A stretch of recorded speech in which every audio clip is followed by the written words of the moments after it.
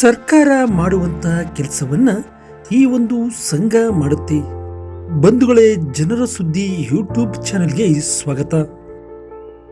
ಶ್ರೀ ಕ್ಷೇತ್ರ ಧರ್ಮಸ್ಥಳ ಗ್ರಾಮಾಭಿವೃದ್ಧಿ ಯೋಜನೆ ವತಿಯಿಂದ ನಮ್ಮೂರ ನಮ್ಮ ಕೆರೆ ಯೋಜನೆ ಮೂಲಕ ಗ್ರಾಮಗಳ ಕೆರೆಗಳನ್ನು ಅಭಿವೃದ್ಧಿಪಡಿಸುವುದೇ ಈ ಒಂದು ಸಂಘದ ಯೋಜನೆಯಾಗಿದೆ. ದಾವಣಗೆರೆ ಜಿಲ್ಲೆಯ ಚನ್ನಗಿರಿ ತಾಲೂಕಿನ ಗೊಪ್ಪೇನಹಳ್ಳಿ ಗ್ರಾಮದ ಕೆರೆಯನ್ನು ಅಭಿವೃದ್ಧಿಪಡಿಸುವ ಉದ್ದೇಶದಿಂದ ಧರ್ಮಸ್ಥಳ ಗ್ರಾಮಾಭಿವೃದ್ಧಿ ಯೋಜನೆ ವತಿಯಿಂದ ನಮ್ಮೂರ ನಮ್ಮ ಕೆರೆ ಯೋಜನೆ ಮೂಲಕ ಪುನಶ್ಚೇತನಗೊಳಿಸಿ ಕೆರೆ ಹಸ್ತಾಂತರ ಮತ್ತು ತುಂಬಿದ ಕೆರೆಗೆ ಬಾಗಿನ ಅರ್ಪಣೆ ಮಾಡಲಾಯಿತು.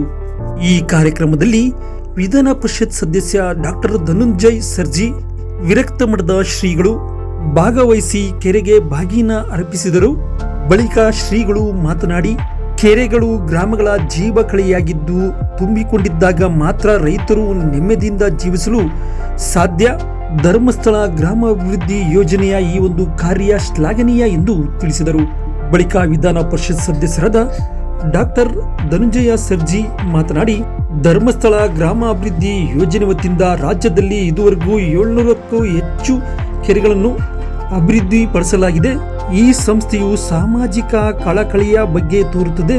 ಸರ್ಕಾರದ ಸರಿಸಮಾನವಾಗಿ ಸಾರ್ವಜನಿಕರಿಗೆ ಬೇಕಾದ ಅಭಿವೃದ್ಧಿ ಕೆಲಸಗಳನ್ನು ಮಾಡುತ್ತದೆ ಎಂದು ತಿಳಿಸಿದರು.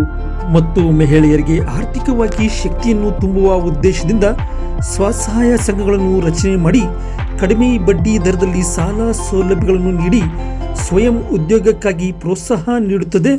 ಸುಜ್ಞಾನ ನಿಧಿ ಯೋಜನೆಯಲ್ಲಿ ವಿದ್ಯಾರ್ಥಿಗಳಿಗೆ ಶಿಷ್ಯ ವೇತನ, ಮದ್ಯವರ್ಜನ ಶಿಬಿರಗಳಿಂದ ಮದ್ಯಪಾನವನ್ನು ಬಿಡಿಸುವ ಕಾರ್ಯಕ್ರಮಗಳನ್ನು ಮಾಡುತ್ತಾ ಸಮಾಜದ ಪ್ರಗತಿಗೆ ಸಹಕಾರಿಯಾಗುತ್ತಿರುವ ಈ ಸಂಸ್ಥೆಯ ಜನಪರ ಸೇವಾ ಕಾರ್ಯಕ್ರಮಗಳ ಬಗ್ಗೆ ಮೆಚ್ಚುಗೆ ವ್ಯಕ್ತಪಡಿಸಿದರು.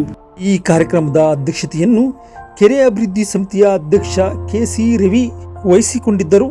ಮುಖ್ಯ ಅತಿಥಿಗಳಾಗಿ ಯೋಜನೆಯ ಪ್ರಾದೇಶಿಕ ನಿರ್ದೇಶಕಿ ಗೀತಾ, ಗ್ರಾಮ ಪಂಚಾಯಿತಿ ಅಧ್ಯಕ್ಷೆ ಎನ್. ವಿದ್ಯಾ, ಕೆರೆ ಅಭಿವೃದ್ಧಿ ಸಮಿತಿಯ ಉಪಾಧ್ಯಕ್ಷ ಜಿ.ಎಸ್. ಸಿದ್ದೇಶ್, ಗ್ರಾಮ ಪಂಚಾಯಿತಿ ಅಭಿವೃದ್ಧಿ ಅಧಿಕಾರಿ ಚೇತನ್ ಕುಮಾರ್, ಪ್ರಗತಿ ಬಂಧು ಸ್ವಸಹಾಯ ಸಂಘದ ಅಧ್ಯಕ್ಷೆ ಶಾರದಾ ಸೇರಿದಂತೆ ಸಂತಿಬೆನ್ನೂರು ಯೋಜನಾ ಅಧಿಕಾರಿಗಳಾದ ಎ.ಜಿ. ಪ್ರವೀಣ್, ಕೃಷಿ ಅಧಿಕಾರಿ ಅಜ್ಜಪ್ಪ ಸೇರಿದಂತೆ ಗ್ರಾಮಸ್ಥರು ಹಾಜರಿದ್ದರು.